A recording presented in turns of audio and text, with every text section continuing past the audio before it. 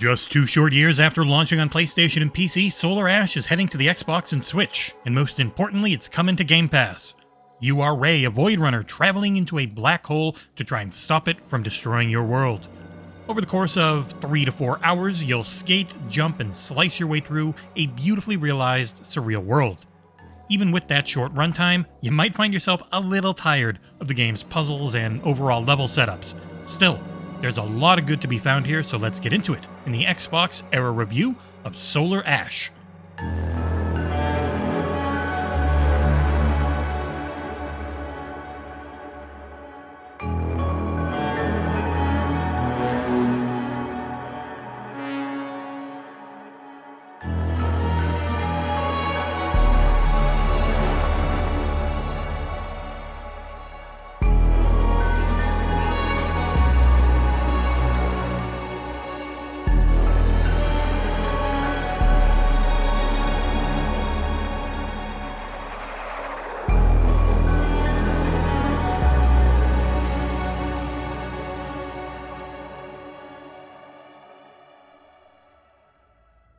The story in Solar Ash deals with loss and how to accept it.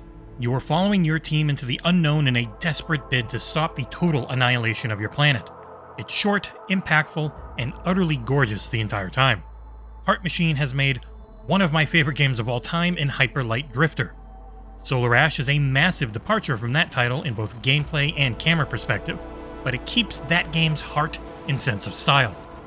Moving from a 2D pixel style in Hyper Light, Solar Ash is a gorgeous, color-soaked 3D platformer. It ran great for me on Series X with little to no slowdown while it aimed for 60 frames per second. Each section of Solar Ash finds you skating your way around a landscape full of verticality. Hills, destroyed buildings, and more are connected by rails which you can grind at a high speed. There are also shortcuts to unlock in case you fall down, and the movement feels great. You always have a double jump, grappling hook, and boost at your disposal to traverse the landscape, and enormous bosses at lightning-fast speeds. X is an attack that feels quick and snappy, and B can be used to slow down time and allow for longer grappling hook usage. Controls-wise, it feels pretty darn great, but where it falls short for me are the puzzle and boss mechanics. Every area has various anomalies you must destroy. To do this, you'll generally hit a pylon and then have to quickly traverse to hit a few more, and grapple hook to finish off a creepy eye inside all of the black goo that you're skating around. Rinse and repeat this 3 times and the boss for that area emerges. The bosses work similar to their smaller anomalies, where you'll need to traverse their long bodies and hit pylons or use your grappling hook to beat up eyeballs. It never really changes, and after a few hours I was feeling a little over it. The story, graphics, exploration, and music, though, kept me going. Every area of the game has a number of logs from your Void Runner crew as well for you to find. As you do, you'll earn pieces of new suits for Ray to wear.